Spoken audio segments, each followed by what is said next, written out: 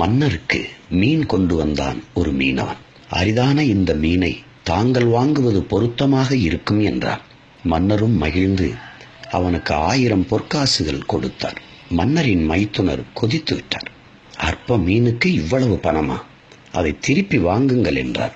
முடிந்த வியாபாரத்தை மாற்றுவது அழகல்ல என்றார் மன்னர்.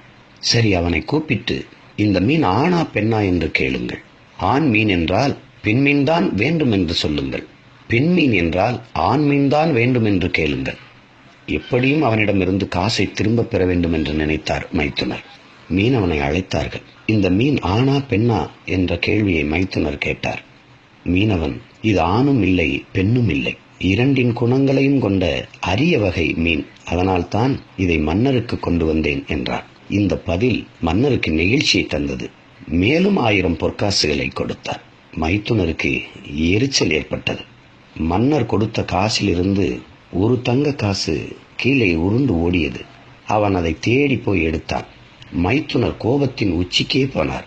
பேராசைக்காரன், கீழே விழுந்த காசையாவது போகட்டுமே என்று விட்டானா பாருங்கள் என்று மன்னரிடம் குறை கூறினார். அவன் நிதானமாக திரும்பி, நான் பேராசையில் அதை எடுக்கவில்லை, அந்த நாணயத்தில் மன்னரின் உருவம் இருக்கிறது, யாராவது அதை தெரியாமல் மிதித்துவிட்டால் என்னால் தாங்கிக் கொள்ள முடியாது என்றார்.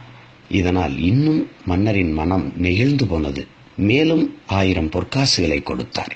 சில சமயம் வாயை மூடிக்கொண்டிருந்தாலே செலவுகள் குறையும். இதுதான் இந்த கதையின் நீதி.